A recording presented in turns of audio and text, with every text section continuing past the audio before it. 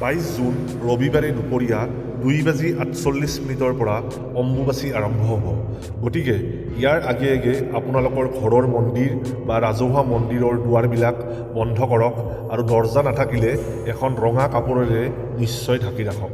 ইয়াৰ উপৰি অম্বুবাচীৰ সময়ত হাল বোৱা, গছ ৰোপণ কৰা ইত্যাদি কামৰ পৰা বিৰত থাকক। অম্বুবাচীৰ সময়ত যিহেতু মা ধৰিত্ৰী ৰজস্বলা হয়, গতিকে এইখিনি সময়ত স্বামী স্ত্ৰীয়ে সহবাস কৰাৰ পৰা দূৰৈত থকাটো অত্যন্তই প্ৰয়োজনীয়। অম্বুবাচীৰ সময়ত যিকোনো ধৰণৰ শুভ কাম কৰাৰ পৰা বিৰত থাকক, লগতে নিৰামিষ ভোজন কৰক আৰু যদি সম্ভৱ কেৱল ফল মূল খাই থাকিবলৈ চেষ্টা কৰক। মা কামাখ্যাৰ শক্তি অপৰিসীম, গতিকে এইখিনি সময়ত যদি সম্ভৱ মা কামাখ্যা মন্দিৰ দৰ্শন কৰক আৰু যদি নোৱাৰে তেন্তে তলত দিয়া মন্ত্ৰটো সদায় জপ কৰক। দেখিব মা কামাখ্যাৰ আশীৰ্বাদ আপোনাৰ জীৱন ধন্য কৰি তুলিব।